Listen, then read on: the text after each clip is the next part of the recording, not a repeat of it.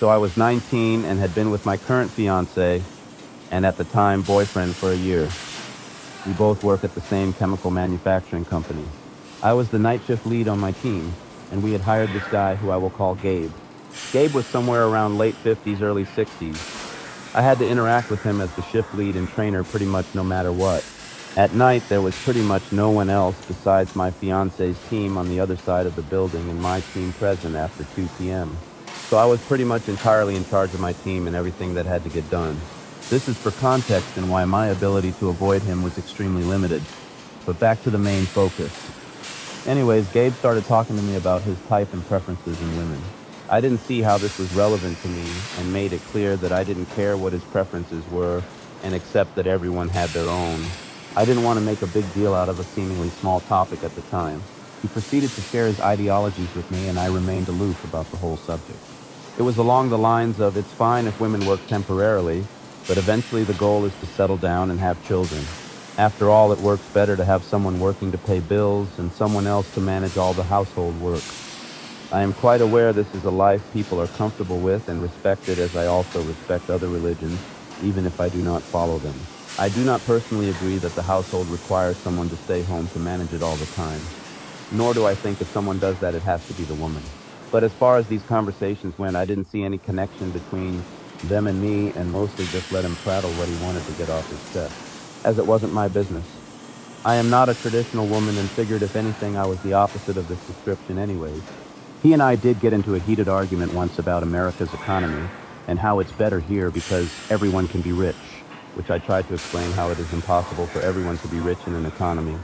Well, the story moves on and my fiance was let go for health reasons and had to go on unemployment. We only shared one vehicle and I only had my driver's permit at the time, so I wasn't comfortable driving alone back home at 1 a.m. I gave my boss a 3 weeks notice just to ensure I could train everyone up to speed so they weren't screwed over in my absence. A notion my boss very much appreciated. I told the team, and that's when Gabe started behaving in a disagreeable manner.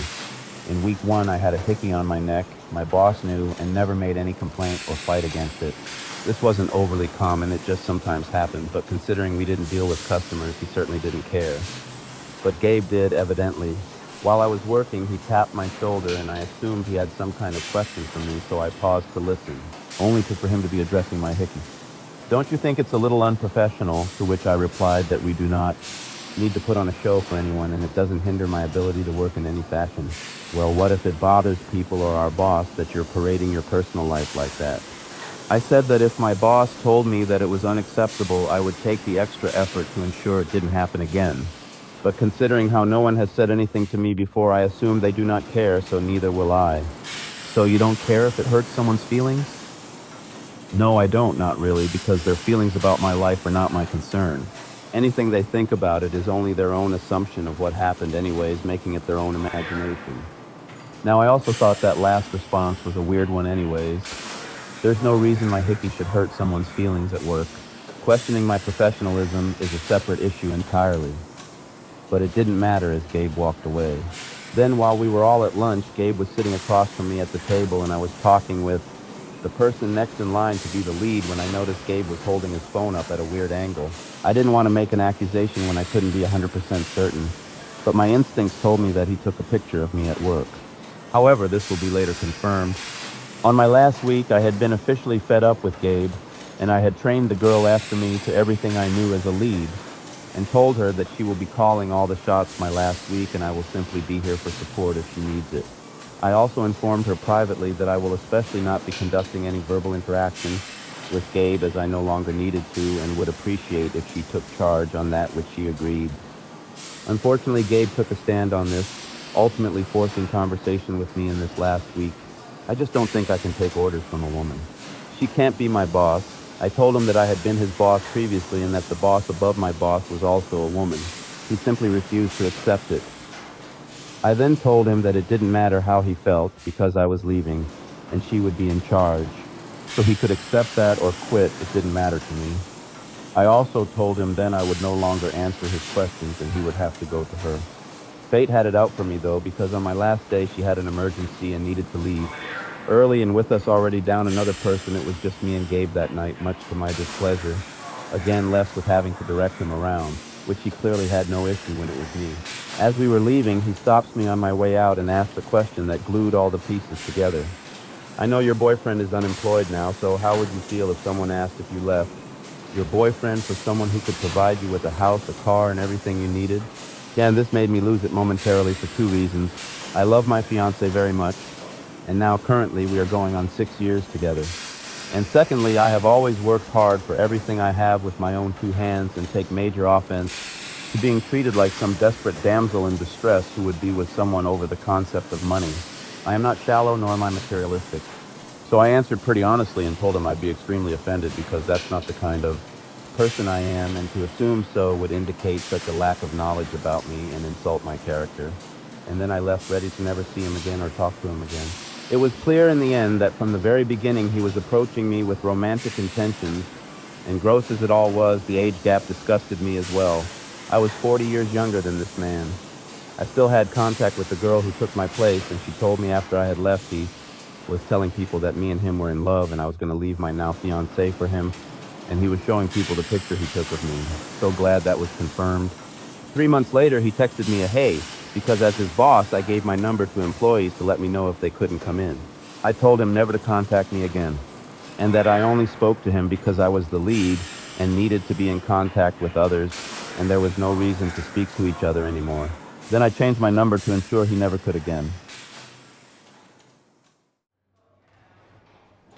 This summer, I went to LA to spend time with my boyfriend, and me, being European, became obsessed with Target. Hence, we would often venture in there to browse a bit and whatnot. This particular store was in a rather nice area of LA, so I never had to really worry about some creeps, but here we are. Anyway, we decided to go to Target on a nice afternoon, and I could spot some people standing in front of the entrance while walking from the car. Generally speaking, I usually don't think much of this since people wait to be picked up and whatnot. But there was this one guy who just looked kind of off, like immediate bad vibes, and kept staring at everyone walking by. What ticked me off is how he stared at me and my boyfriend walking by for just a tad bit longer. I saw him in my peripheral just taking off right after us and walking into Target. And hear me out, I am a naturally very observant person. I had my fair share of creeps, and I stand on business when it comes to observing my surroundings. Anyway, I tried glancing over my shoulder in a very subtle way to check if he's still there, and as you can guess, not even 10 feet behind, there he was. My boyfriend was completely oblivious to the whole thing. I didn't want to make him stress if I didn't have a super valid suspicion. So I started to suggest going into different aisles to see if the guy will still follow. And would you look at that, every time I looked around, there he was just staring at me. So I kept trying to test my theory until he just suddenly vanished. I just thought, I'm being paranoid again, so I thought, let's grab a drink from Starbucks on the way out since everything is okay. We go to Starbucks, I'm still glancing around to see if I can spot the guy anywhere around, but nope, nothing. So we happily take off towards the exit, and there he was, just waiting. I saw the moment he spotted us and just smirked and then just proceeded to follow us to the car. And at this point, I'm like, screw this. I said to my boyfriend very quietly, someone has been following us since we walked in. I lost him in the store, but he was waiting by the exit. He's right behind us. Don't make it obvious. Just get into the car and lock it as fast as you can. So my boyfriend looked behind, and would you look at that, the guy was following us to the car very closely behind. The moment we're by the car, my boyfriend just unlocks the door and we get in as fast as we can and just lock that shit, because what if he tries to get in? But the man just stood behind the car, staring through our back window right at us, and then proceeded to just walk away like nothing happened. Weirdest thing? When we pulled out of the parking spot, not even 10 seconds later, the guy just vanished into thin air, nowhere to be seen. I've never been so paranoid in my entire life if he got into another car and maybe tried to follow us home. But after that, we just got back home and everything just seemed so oddly normal, besides my minor heart palpitations. I still don't understand what might have been the purpose of the whole thing, but boy, it scared me just fine. So I am not necessarily sure whether this counts as a creepy or more so just unsettling, but here it is. Was a young guy in college driving back to campus from somewhere when I ran out of gas. It was getting dark, maybe 6 or 7 p.m. When I realized the gas ran out, I turned off the main street. Then, with my car's remaining momentum, I glided until I stopped in front of some random house. I sit in the car, try to think if there's anyone else I know with a car who stayed on campus for the winter break. No dice. So then I resigned to the fact that I need to walk to wherever the nearest station is, fill up the little gas can from my trunk, then walk back. I go and grab the canister, and before I walk, I lean on the front of my car and look up directions. Just then, a woman pulls into the driveway. She's also college age, wearing some sort of server's outfit like she worked in fast food. I'm parked right out front of her house when she notices me. So she comes up a little hesitant and asks if I need help. I say honestly, yeah, I ran out of gas and it says here we're kind of a far walk from the Chevron. She looks at me like she saw a ghost. At first I chalked it up to it getting late, me being a guy, and her trying to gauge if I'm messing with her. But it really struck me how afraid she suddenly looked. I try to assure her I have the gas can and I don't need to go with her or anything, and I can pay for it.